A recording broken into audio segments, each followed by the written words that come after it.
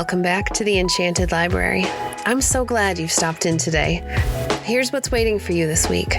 A few fascinating moments from history, a fun day you might want to celebrate, a poem pulled from our shelves, and a simple idea to take with you into the world around you. Let's begin. This week, a few remarkable things happened in history.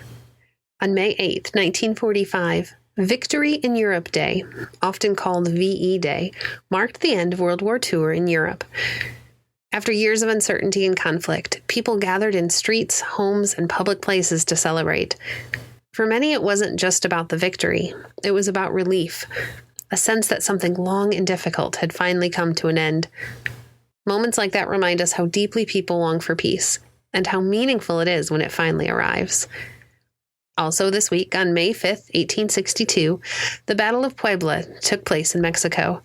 Though it was a smaller battle, it became a symbol of resilience, a reminder that even when facing something much larger, determination and courage can still matter. Today, that moment is remembered and celebrated each year as Cinco de Mayo.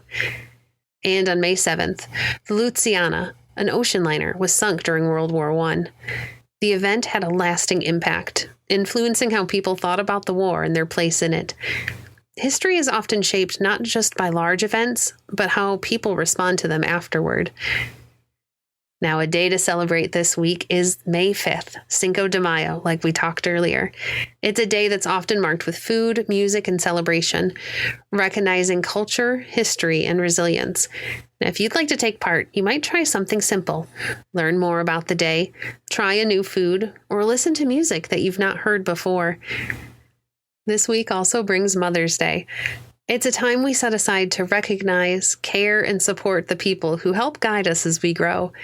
Now, you might mark the day by making something small, writing a note, simply taking a moment to say thank you, maybe breakfast in bed, or doing that chore that your mom always asks you to do, but doing it before she asks.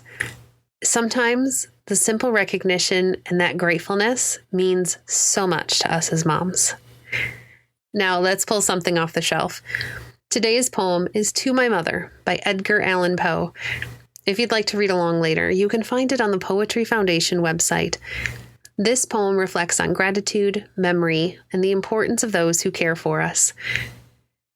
Because I feel that, in the heavens above, the angels whispering to one another can find, among their burning terms of love, none so devotional as that of mother. Therefore, by that dear name I long have called you, you who are more than mother unto me, and fill my heart of hearts where death installed you, in setting my Virginia's spirit free. My mother, my own mother who died early, was but the mother of myself, but you are the mother to the one I loved so dearly, and thus are dearer than the mother I knew, by that infinity with which my wife was dearer to my soul than its soul life.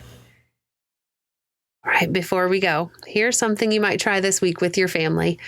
This week, try going on a short pattern hunt. If you can, step outside and look around you. Your goal is to find repeating patterns.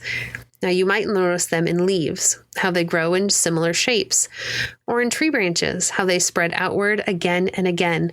Sometimes branches go off at the same place, sometimes they alternate. Or even something in a fence, a sidewalk, or ripples in water. Start by finding one pattern. Then see if you can find another that looks similar, and one that looks completely different. Now, if you're with your family, you could turn this into a challenge, each family finding a pattern that the others haven't noticed yet. And if you can't go outside, you can do the same thing indoors. Patterns are everywhere once you start looking for them. Well, that's what we've discovered this week.